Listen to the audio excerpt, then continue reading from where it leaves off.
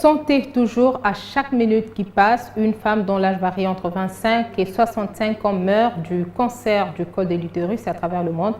Ceci constitue donc un problème de santé publique, raison pour laquelle le centre hospitalier Moncole, en collaboration avec l'Université de Navarre de l'Espagne, organise du 18 au 30 juillet 2022 le dépistage du cancer du col de l'utérus. Ce dépistage gratuit vient en appui à la zone de santé de Mongafula. Le cancer du col de l'utérus est attribuable, dans la majorité des cas, à une infection persistante transmise par contact sexuel. Face à cette réalité, le centre hospitalier Moncole, ensemble avec l'Université Navarre d'Espagne, vient à bout de statistiques avec des messages qui sauvent.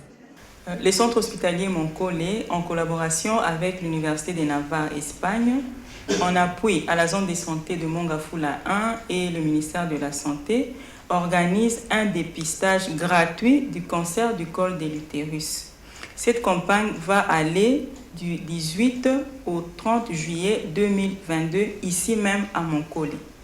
Nous invitons toutes les femmes dont l'âge varie entre 25 et 65 ans à venir se faire dépister gratuitement.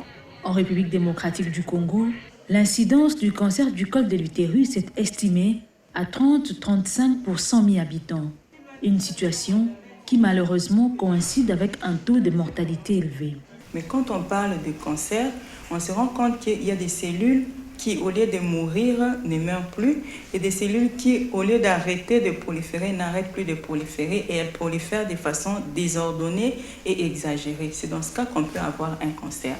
Et dans les cas d'espèce, pour les cancers du col de l'utérus, cette prolifération se déroule au niveau du col.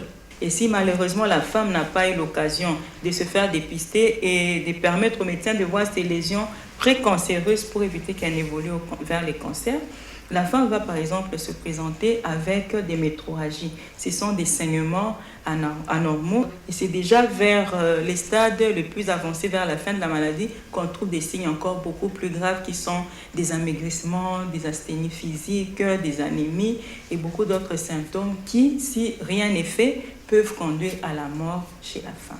Pour éliminer les cancers du col de l'utérus en tant que problème de santé publique, la stratégie mondiale a fixé le seuil à atteindre pour tout le pays, à savoir un taux d'incidence inférieur à 4 cas pour 100 000 femmes.